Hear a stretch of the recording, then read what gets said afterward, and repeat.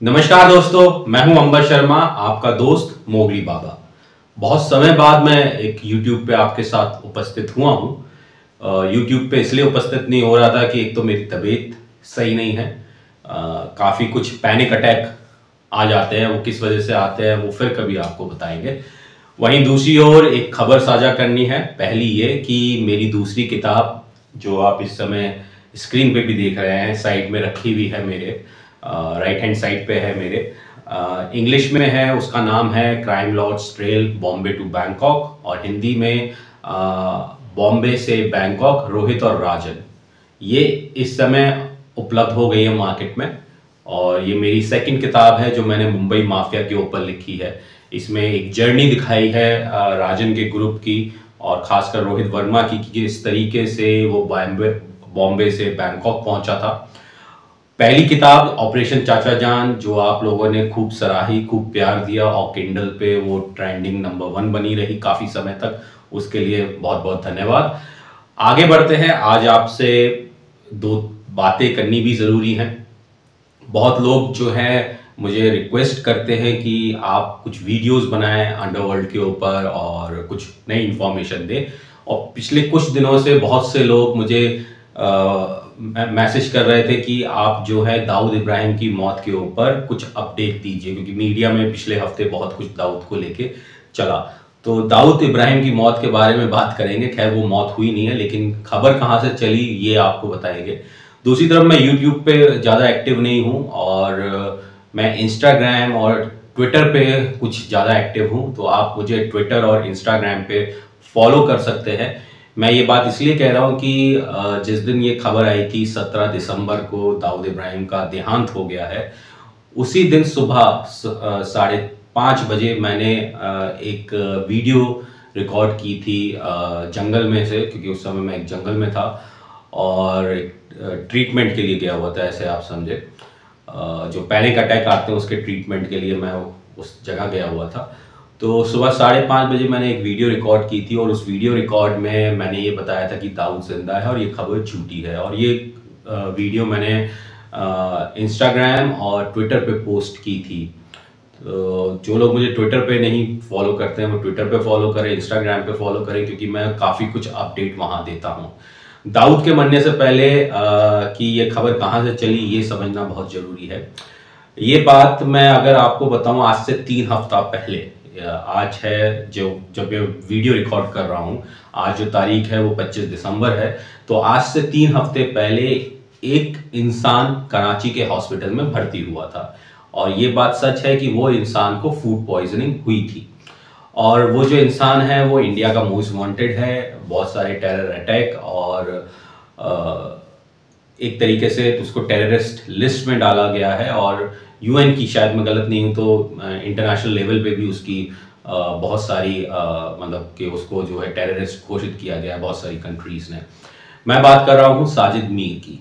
साजिद मीर 26/11 का आरोपी है और इंडिया की मोस्ट वांटेड लिस्ट में है। उसको जो है उसकी तबीयत खराब हुई थी। बहुत से लोग ये बताते हैं कि उसको फूड पॉइजनिंग हो गई या किसी ने जहर दे दिया।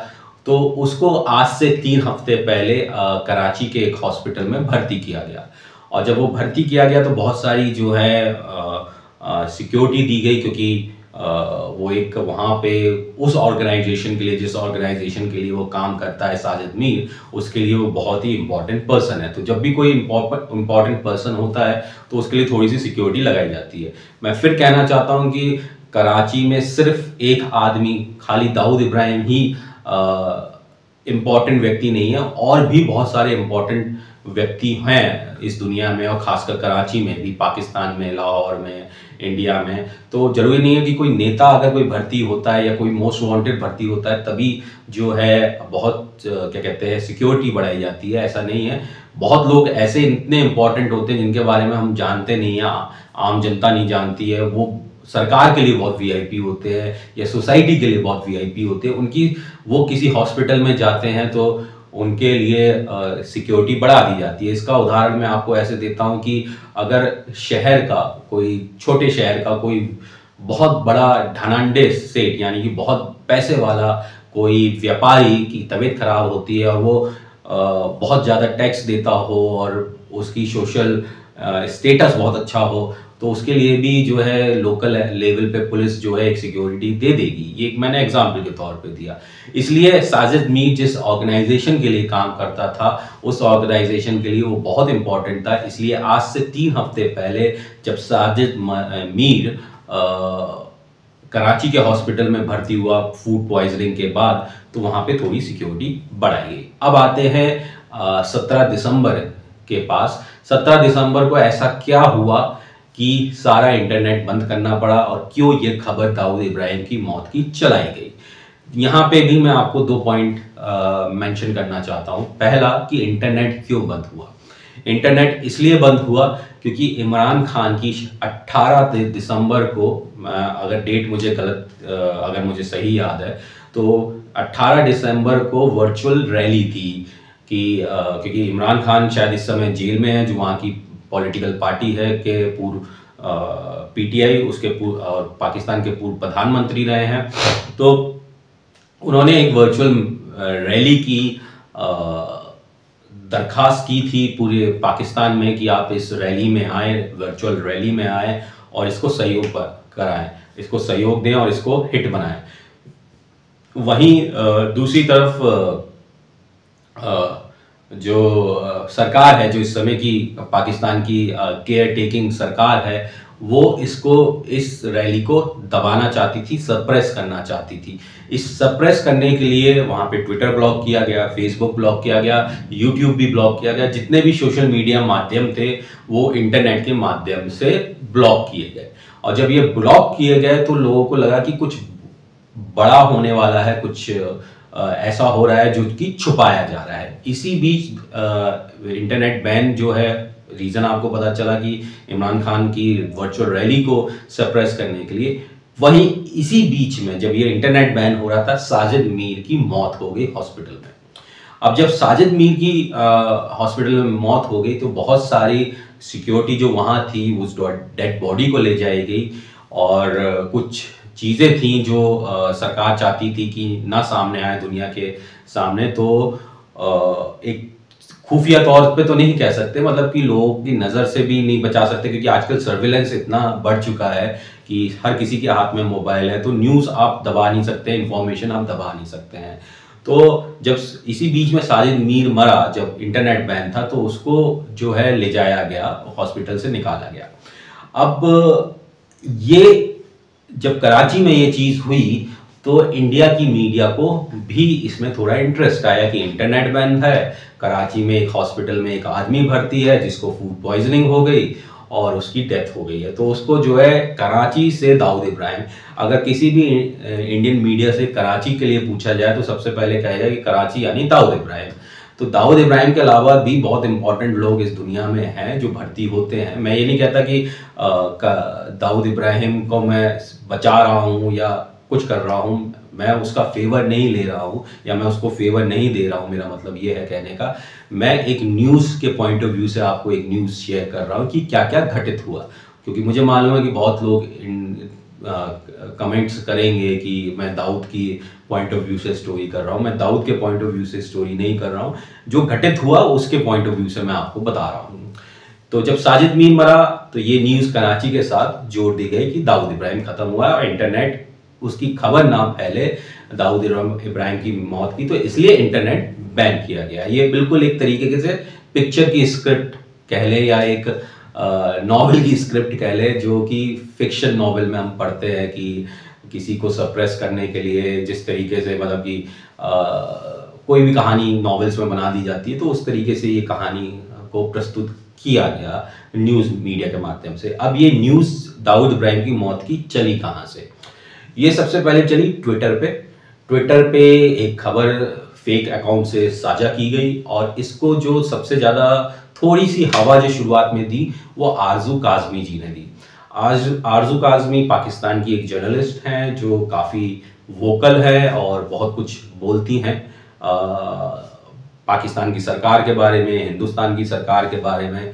तो अब आप ये समझ सकते हैं कि जब आरजू काज़मी ने इस चीज़ को, खबर को हवा देनी शुरू की कि कराची में एक आदमी मरा है, वो कह रहे हैं कि वो दाऊद इब्राहिम है, तो इंडियन मीडिया ने उसको खड़े हाथ ले लिया, उसको जो है और हवा देनी शुरू कर दी और आग देनी शुरू कर दी, जबकि किसी ने भी ये कोशिश नहीं की कि जो आदमी मरा है उसके बारे में हॉस्पिटल में जाके पता किया जाए कि कौन मरा है कौन नहीं मरा है।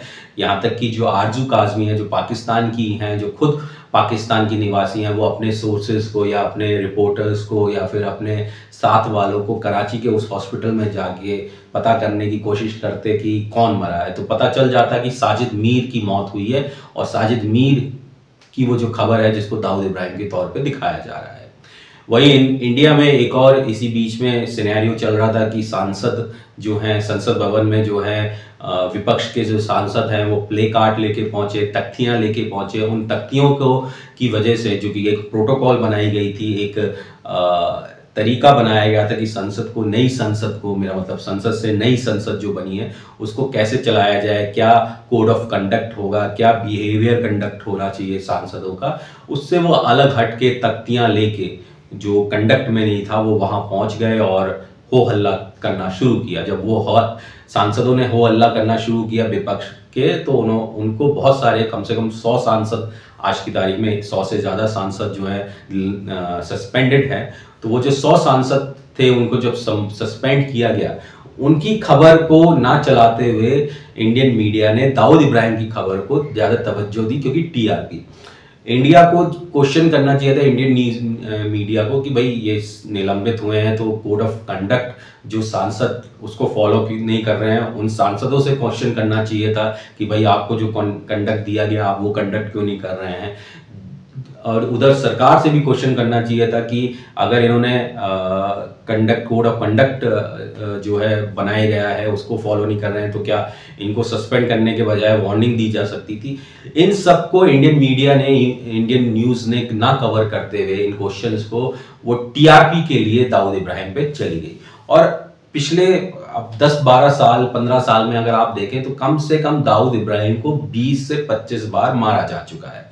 कभी गैंग्रीन हो जाता है, कभी उसके को हार्ट अटैक हो जाता है, कभी उसको कोरोना हो जाता है, कभी उसको जो है इंडिया के डर से किसी विदेश के देश में भेज दिया जाता है। तो या तो एक बार दाऊद इब्राहिम को जो मीडिया, इतने सारे मीडिया चैनल्स हैं जो हर साल ये करते हैं, खबर करते हैं कि दाऊद इब्राहिम मर गया, फिर उसके बाद जो है इंटरव्यू लिया जाता है छोटा शकील का। छोटा शकील हर बार की तरह यही बोलता है फिट एंड फाइन है, हम जन्मदिन मनाएंगे। यही एक सिनेरियो पिछले कुछ सालों से चल रहा है। अगर मुझे याद हो तो शायद 2017 में तो छोटा शकील को भी इंडियन मीडिया ने मार दिया था कि एक आदमी की लाश मिली है और उसको जो है ड्रग ओवरडोज से मार दिया।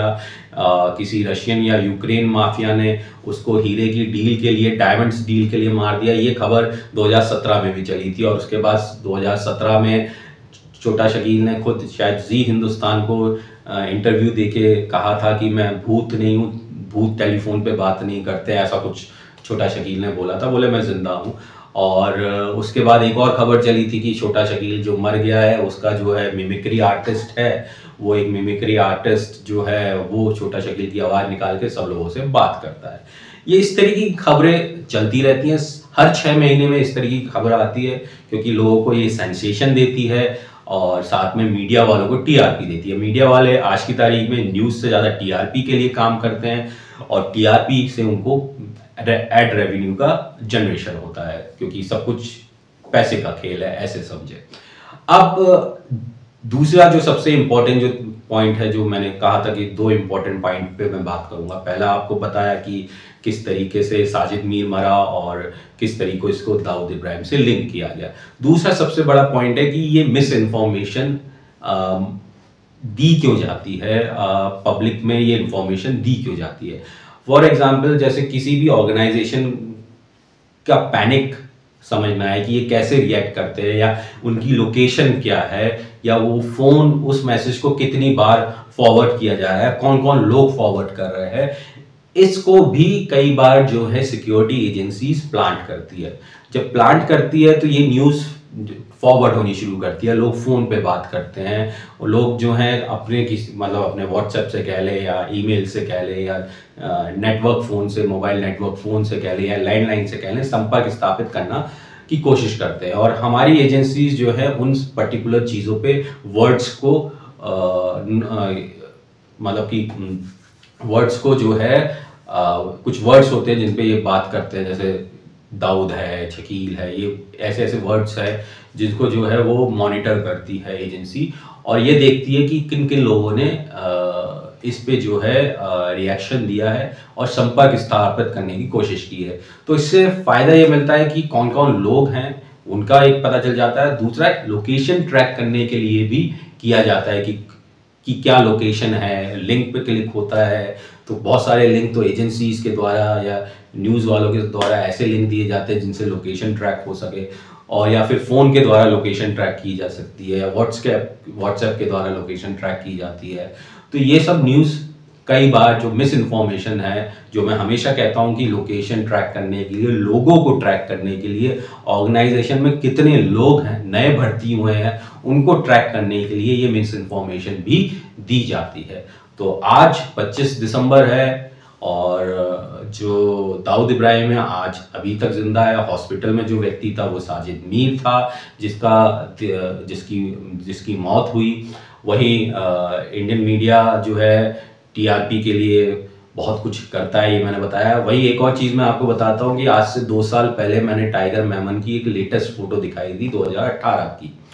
वो वाली फोटोग्राफ नेशनल मीडिया ने 2023 में पब्लिश की एज अ एक्सक्लूसिव। वो शायद मेरी वीडियो से कॉपी की या कहीं से उन्हें मिली, ये भगवान जाने, लेकिन सबसे पहले 2022 में वो फोटो मैंने दिखाई थी और उस पर व्यूज़ कम थे लेकिन बहुत लोगों ने उसको देखा।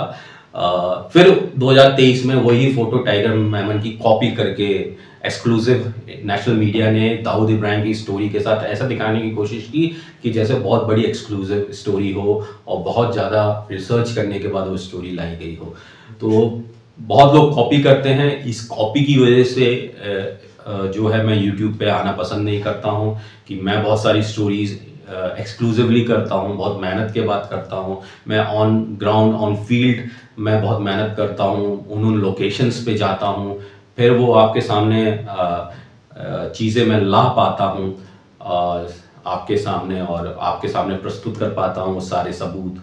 वहीं दूसरी ओर एक खबर और साझा आपके साथ करना चाहता हूँ कि दास्तान सीज़न 4 के 6 एपिसोड हम आपको बहुत जल्दी 2024 में देंगे, जो इंडियन और इंटरनेशनल माफिया के ऊपर होंगे। मैं इस साल 2023 में ज़्यादा मैंने दास्तान के ऊपर वर्क नहीं किया था, रिसर्च चल रही थी और मेरी आवाज़ से आपको समझ पा रहे होंगे कि मुझे बोलने में थोड़ी दिक्कत है क्योंकि आवाज़ लड़खड़ा रही है मेरी। तो वो पैनिक अटैक की वजह से है कि जो मुझे पैनिक अटैक्स हैं उसकी वजह से मेरी जो बोलने की क्षमता है वो थोड़ी घटी है। फिर से जाने से पहले 2024 में दास्तान सीजन 4 में मिलेंगे। मैं तीसरी किताब के ऊपर भी काम कर रहा हूँ जो कि FBI एजेंट के ऊपर है, और दूसरी किताब crime law trail Bombay to Bangkok English में है और हिंदी में बॉम्बे से बैंकॉक रोहित और राजन है। इस किताब को आप अमेज़ॉन या फिर फ्लिपकार्ट से ऑर्डर कर सकते हैं और पढ़ने के बाद बताइएगा कि कैसी लगी। तो आज का एपिसोड बस इतना ही। आपको कैसा लगा ये कमेंट्स में बताइएगा ज़रूर। मिलेंगे बहुत जल्दी दास्तान सीज़न 4 में, तब तक के लिए मैं आपसे लेता हूँ विराम।